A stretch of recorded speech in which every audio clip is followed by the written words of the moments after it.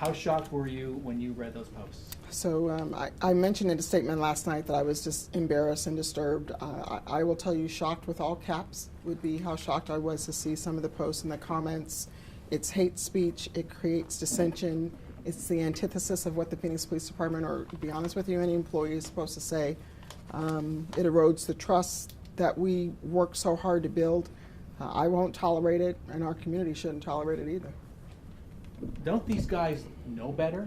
You have a social media policy. Don't they know better? So since August of 13, we had a social media policy. It's in Operations Orders 3.27, B as in boy, 6, that pretty much says that while you are free to exercise your First Amendment rights and free speech, if there is anything that could erode the trust, erode the operations, erode things that we work so hard to build, that could be a potential policy violation. So after finding out the full gravity of this, we put people on non-enforcement assignments.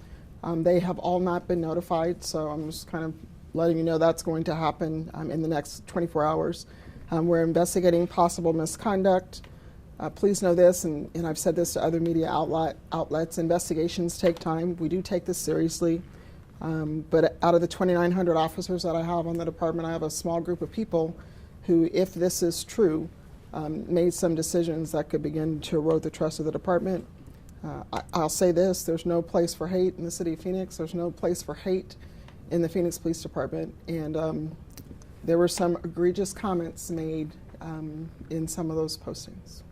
One officer saluting George Zimmerman for what he did. So that one I do recall seeing, but when we talk about hate speech, we talk about that. We talk about racially, ethnically, religiously, sexually oriented.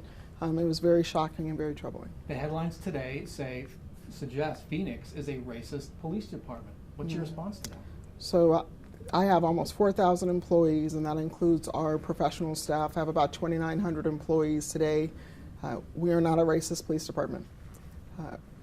I do need to look at the comments made by individuals who work for me, a small group of them, to see what's going on. I do want the public to know, and I don't know if you and I spoke about this when it happened, we just completed implicit bias training for all employees. And keep in mind that some of the posts, and I don't know, you've probably had time to read some of those posts too, some of them go back as far as 9 years. Yes. So that was well before our implicit bias training. But every employee, including our professional staff, has gone through implicit bias training. We made sure that happened by April of this year. The flip side is, by my count, 10 current employees are responsible for 50% of the posts. Were you aware of that? So you may say 10. I may have a different number. I'm still waiting for the investigation to flesh that out. I would say that a small group of employees are creating a dynamic where I'm sitting here talking to you today. And it's not because I'm celebrating the department, it's because we're really looking into a matter that's very serious. How troubling is that dynamic? Does this create a kind of echo chamber where they just put it out there and other employees, cops on Facebook might see this and just, absorb it and respond however they will? Does it get amplified on Facebook? I don't know if it's amplified or not. I just know that I have a situation in this scenario where I have people who wear the badge and the gun that I wear who could potentially be saying things that are racially, sexually, religiously motivated and aren't in keeping with what we do as Phoenix police officers. Okay. I want to go back to something you said a minute ago, people in non-enforcement. So yes. Some or many of these officers we put into desk jobs? Is that yes. what that means? So non-enforcement assignments would be desk jobs or desk activity, yes. How many do you anticipate?